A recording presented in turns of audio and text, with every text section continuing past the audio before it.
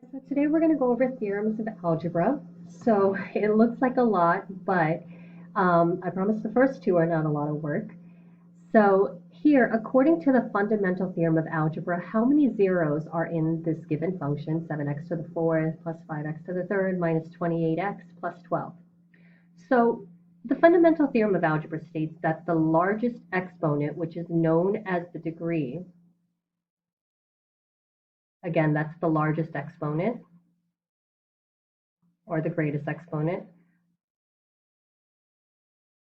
What that does is it tells you the number of zeros, meaning the number of x's you should get when you're solving for them. So zeros is another way to say what x equals to. They're all synonymous with each other. So how many solutions for x should I get in this function? So I'm going to look at the highest degree, which is 7x to the fourth. So I'm going to write this out a little more legibly because when I type it out, I'm pretty sure it doesn't look as great. So the highest exponent is 4, which is the degree.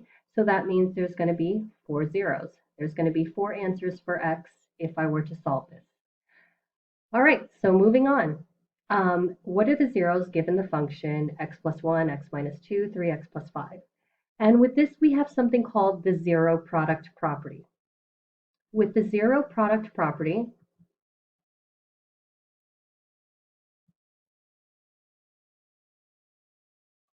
it states that, well, you're solving for y, you're solving for x, you're solving for the zeros, so that the y is automatically going to be 0 when you solve for x, when you solve for the zeros. So I'm going to change f of x to 0, and I'm going to bring everything else down.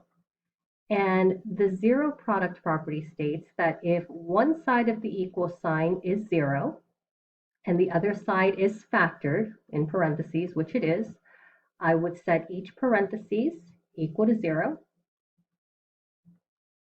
and solve for x. So if I set x plus 1 equal to 0, I would subtract 1 on both sides, and I'll get x equals negative 1. If I set x minus 2 equal to 0, I would get x equals 2.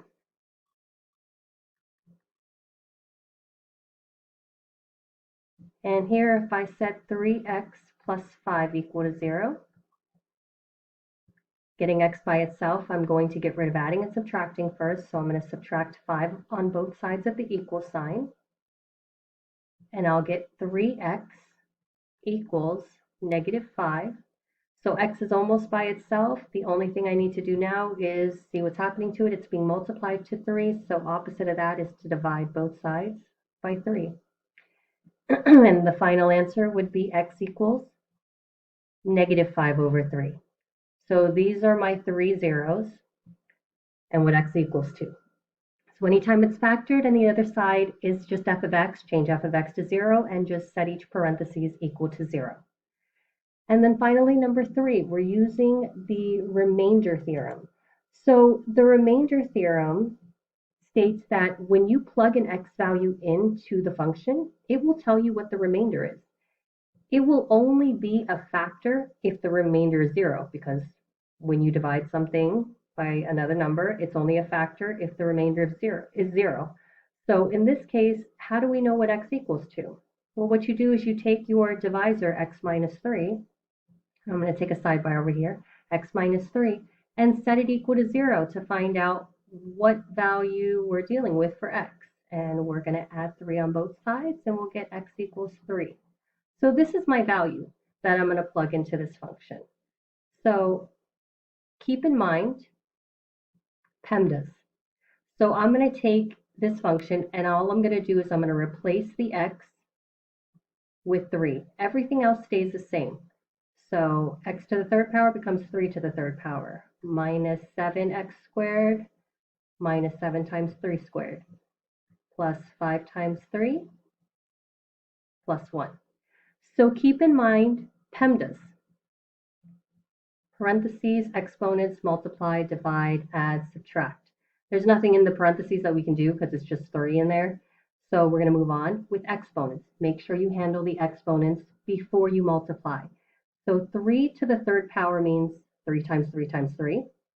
which would be 27. And 3 to the second power would be 3 times 3, which is just 9. Everything else I'm going to bring down.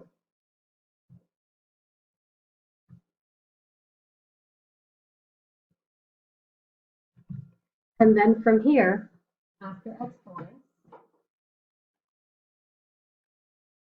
I'm going to multiply. So we finished exponents, now we're multiplying. 27 times 2 would give me 54.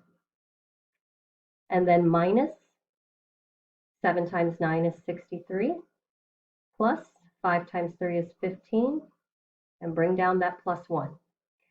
So we're down to just, we don't have any dividing, we're just down to adding and subtracting. And the rule states that if you are just adding and subtracting, you don't add first and then subtract, you just go from left to right.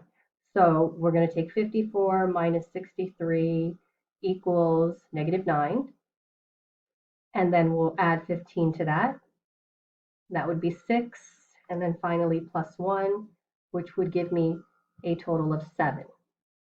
So because when I plugged it in, this doesn't give me a remainder of 0, this is not a factor. So to answer the first question, determine if x minus 3 is a factor. No, it's not a factor.